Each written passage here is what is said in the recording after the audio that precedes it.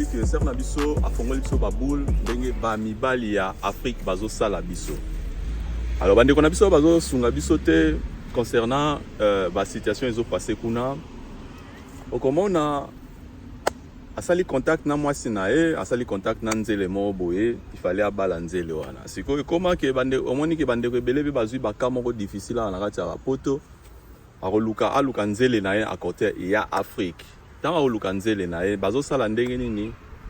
Bakozwa ayebisi mwasi linga Joana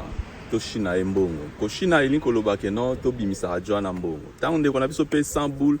ako accepter que non nazwi mwasi na Afrique. Ou bien basala y connaissance na bango à partir Afrique. Tant on écart wana bino boza ensemble te yo za musika ye musika baser na biso bazotika la kozwa ba mibali mususu. Tant ozwa mobali wana ba osala ndenge nini akoluka a pousser ser na biso que non bon ozana John poto alors tout ça la rage que non yo olingo zwanda kuna yo ko vanda na ba parents olembi comme le temps que osala ba mikanda kuna ezo mais la longa na zo appartement. Or ezali cop na bango bazosala na ba chéri na bango oyo bakutana kuna parce que amour ya distance ezala très difficile ezali que il faut batumoko ke basimoko ke baebi nzambe et puis ekosala kitoko ke non bozala azala patiente. Sinon ekozala kaka ba problème parce que kotinda no lelo otindi lobby ekozala zo kosa yo naza place po naza na église naza na epa ba parents OK azane na mibali mususu. Ezosala pasi batapoto bakomi ko décourager koya ko bala na Afrika yeke aye amoni nzele après abali mbala moko baye. Mais si ko bala yango ya pressé pe ezala mabe parce que yebi moi si bien tendenga koleli ndenge nini ya comporter alors tant bala pressé oyena ndako abalukeli akomi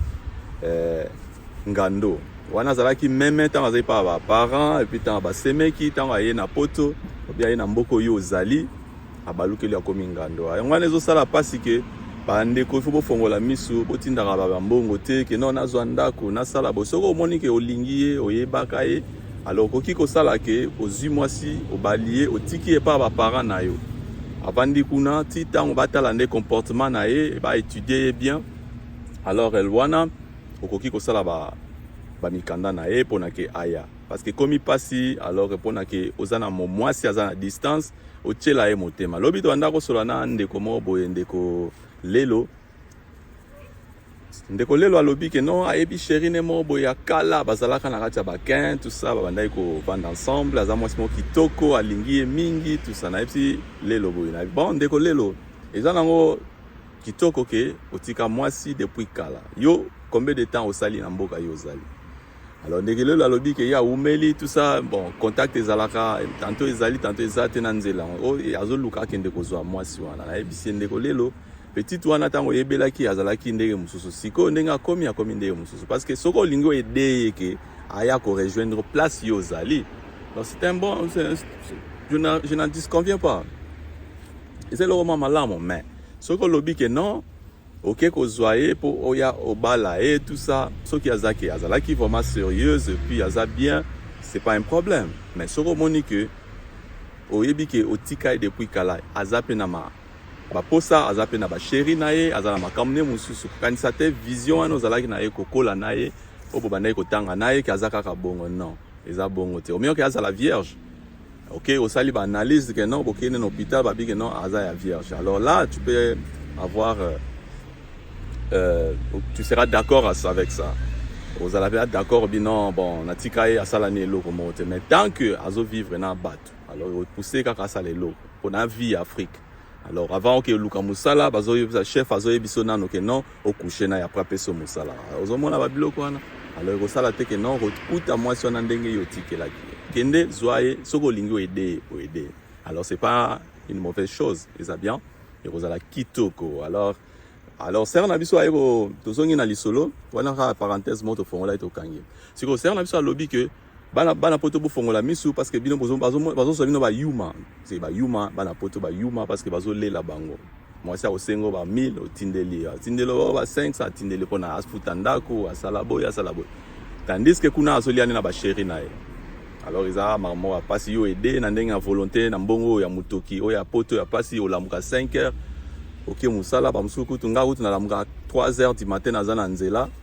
ozo sala aller-retour 85 km ok osala et puis mbongo na yo otinda ke chéri na yo mo boye mais bazo lela yo. Alors bandeko ezalika lisolo bolanda ser na biso après on va revenir. Ndeko mbali webi ke na yo kelo mawa tande bambongo poto bozo yango na pasi mais pasi nangeza eza na phénomène moko boye zo lekawa oyo bozo ignorer yango okomona fi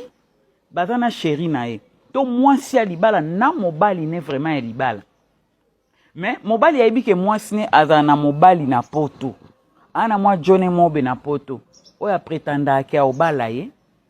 so mpe mpia koyoka me baoliela ye so mpe mpia koyoka mobali aloba na mwasi ndenge no yebise nanu garanti alukeli ogaranti olongwa mpa baparent okevanda mpa na yo moko nzoka nde mbongo garanti ozotinda ngai baluka nde ndako ya mwa monene mpo vana na mobali na ye omona te ntango obenga oyoka mongongo mwa ya mobali noko nayebisi yo noko nya soki ayalekuleki ni ya mobali nya soki ayana ya mobali ya tikako omibengaka yanke nzoka nobimaka yuma omimaka yuma awa mibali ya kini bakomo ndima même bamarie même bafiancé même bachéri bakomo ndima baobenga ngo cope yaya webike bino ma bakino nazo bobanga na bino te omona kina we bato basala pe baza moka mutu abima 10h na die cope 9h na ke musala mena poto mibali ya poto babimaka to na basi ya poto bato ya poto misala na bango babimaka 4h na ba neige ezokweya peut-être vous comprendre ba neige ba glace ezokweya abimaka 4h 3h 5h azobima azomata ba train na ke kayu mbongo apasi ya ya mwana bolata ndenge moko me bosuka mino na oboyana po nini eloko esangisa bino ya mbongo mobali mosusu bandeko ya poto bamibali ya poto batata bofungola misu bozobokola bambanda tala yewa ye munene libumu munene tala bapake akomi tai lokola mwasi mpona mbongo ya mbanda mbongo mwa mbala bato na poto azonyokwama yozo sepelaka nango chéri benga azo sape pression benga lobane téléphone nao lekina muna suka akoyesaki mpo nini po apesa ye nde téléphone mobali azoba bakinwa nde cop bozwi yango wana omibenga pe mobali mbongo mobali mso azopesa yozolia tala mbongo bato apoto bosakana nango te bato apoto banyokwama ke bato apoto baluka mbongo na pasi baganya mbongo na pasi kosakana nango toliaka yango na basheri na bamakangu na yo na mobali na yo loba ne vérité kozaka na yo kipe kotia en espoir te po okobetama oyoki mwana mwasi oyoki oproche numéro ndenge afongoli biso alors tofongola misu tozalaka misu elala lokola olala pongi ya libela ya babebe quoi ale bolala so pongi ya babebe te bolamuka parce que mokili oyo ekomi na suka ndeko azolinga asacrifier mwasi na ye mpona ke non alinga muta poto alors pona babenda rolar alors bo telema parce que mbongo poto eza facile te to la muka ba 5h du matin OK musala ba 3h 4h bon enfin ba 3h 4h 5h ozo ke musala ba 18h ozo na nzelo ozo ke musala mais ba individu mo bo basala ke lo côté ba kobo fatigué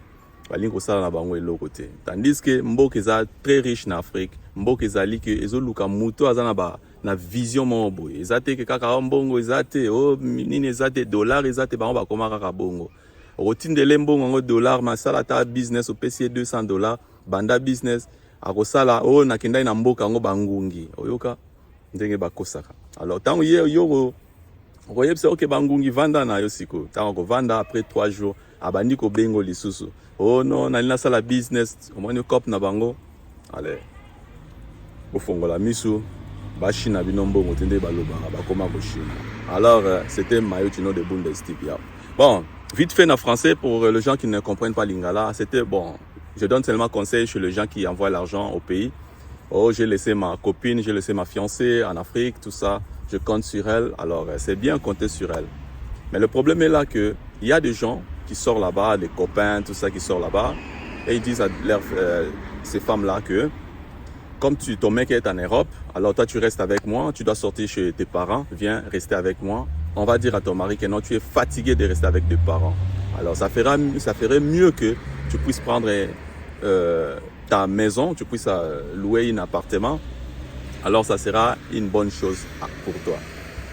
Alors là, ce sont des gens qui sont en train d'influencer vos femmes, vos fiancés, tout ça en Afrique pour que vous puissiez envoyer l'argent. L'argent de l'Europe, c'est pas facile. Hein? L'argent, c'est très difficile alors pour en avoir. Alors il faut ouvrir les yeux. Si vraiment tu comptes sur ta femme ou ta copine, ta concubine, n'importe, alors il faudra que tu puisses la marier, tu l'envoies chez tes parents, et elle reste là-bas jusqu'à les jours que tu vas accomplir les devoirs, faire les papiers pour qu'elle puisse te rejoindre. Pour dire que non, bon, je la laisse seulement, elle va prendre l'appartement parce qu'à la maison c'est très difficile, le parent. Alors ça,